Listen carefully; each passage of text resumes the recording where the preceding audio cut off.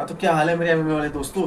तो आज हम लोग UFC 321 इवेंट के हैवीवेट डिवीजन की जो मेन फाइट है भाई, टॉम एस्पिनल और साइरल गाने, वो फाइट क्या ज़बरदस्त फाइट है भाई। All eyes on the heavyweight division fight of UFC 321। तो this fight will happen at 25 October and it will be a very good fight and it will be a very close fight too because Tom Aspinall is a very good striker, everyone know that भाई। Tom Aspinall तो one round striker है, means वो अपनी सारी fights, almost ज़्यादा fights उसने one round में knockout करके जीती हैं। टॉम एस्पिनल की 15 विन्स हैं उसके प्रोफेशनल करियर में और उसने 12 नॉकआउट से जीती हैं। 12 नॉकआउट से यार, तो टॉम एस्पिनल की तुम स्ट्राइकिंग का लेवल समझ सकते हो। अभी हम इस फाइट को एनालिसिस करेंगे अच्छी तरिके से। पहले समझ लेते हैं कि ये फाइट हम 25 अक्टूबर को देख कहाँ सकते हैं। तो ये फाइट 25 अक्टूबर को हम देखेंगे जियो टीवी पर, सोनी लिव पर। सोनी लिव पेड है, Jio TV I think you will be able to see this fight freely on the Jio TV. So you have to see this fight on the 25 October because it will be a very nice, very close fight. क्योंकि मैं अभी deep analysis करता हूँ चीज़ का, समझते हैं हम। देखो तो देखो, जो टॉम एस्पिनल है भाई, वो एक बहुत तगड़ा स्ट्राइकर है। तुम खुद सोचो दिमाग से अपने कि 15 विंस में 12 नॉकआउट्स और ज्यादातर नॉकआउट्स पहले राउंड में आए हैं। तो तुम टॉम एस्पिनल का पोटेंशियल समझ सकती हो। He recently he called out to the GOAT Jon Jones. So now you can understand what are which type of courage Tom Aspinall has. You have to understand this. Tom Aspinall is a high level striker and now he is also preparing for the ground game. वो wrestling कर रहा है भाई, वो wrestling की preparation कर रहा है बहुत अच्छी तरीके से, ब्राजीलियन जिu-jitsu की प्रैक्टिस कर रहा है बहुत अच्छी तरीके से।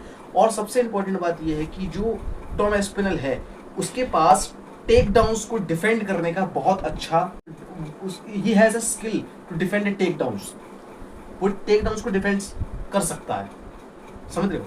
टॉम एस्पिनल की अगर हम लास्ट फाइट की बात करें तो he fought at last time with a Curtis Blaydes in 2024। वो ने 2024 में कर्टिस ब्लेड्स के अगेंस्ट में फाइट की थी and he won that fight by the knockout. ये अपनी टॉम एस्पिनल अपनी लास्ट तीनों फाइट वो नॉकआउट से जीता है और सब फर्स्ट राउंड की फाइट्स, जिस फर्स्ट राउंड में नॉकआउट करता है भाई। Finisher, you can say he is the finisher of UFC in the heavyweight division. Tom Aspinall भाई बहुत तगड़ा इंसान है भाई। वो my favourite fighter in the heavyweight division. You can say after the Jon Jones he is my favourite fighter in heavyweight division. So it will be a very good fight. Now if we will talk about the Ciryl Gane, तो ये Cyril गाने जो हैं ये भी बहुत अच्छे striker हैं।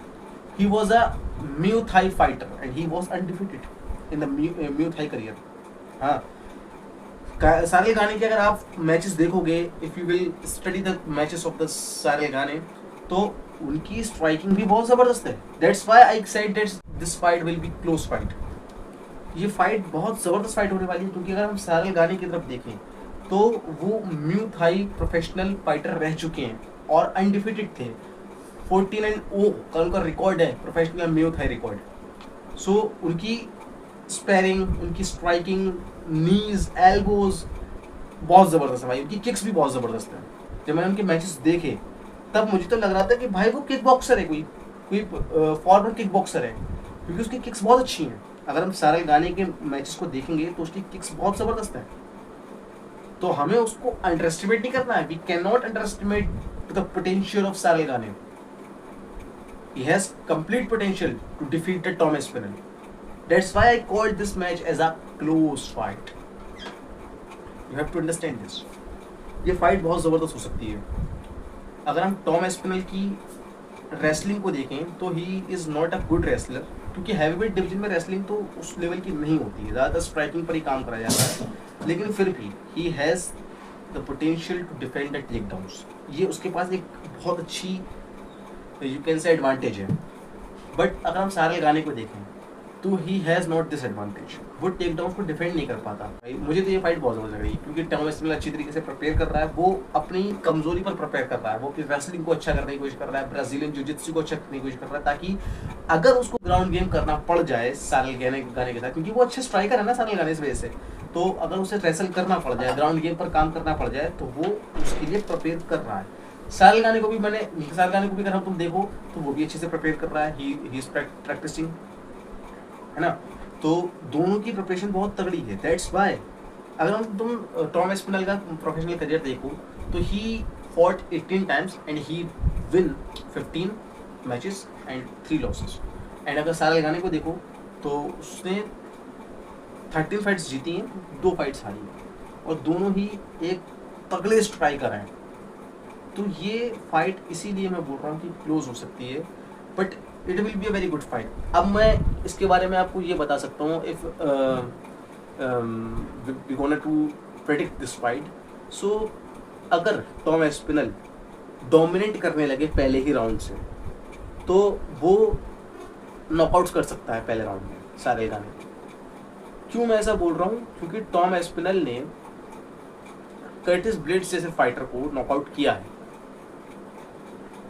जो कि ऑलमोस्ट अगर हम देखें उसकी कर्टिस ब्लेड जिसकी फाइटिंग स्टाइल ऑलमोस्ट सारल गाने की तरह है, तो ये एक एडवांटेज है टॉम एस्पिनल के पास कि वो सारल गाने को टेक डाउन करके नॉकआउट करके हरा सकता है फर्स्ट राउंड में।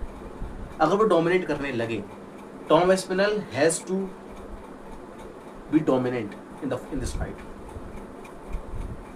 ये बहुत इंपॉर्टेंट है उसके लिए,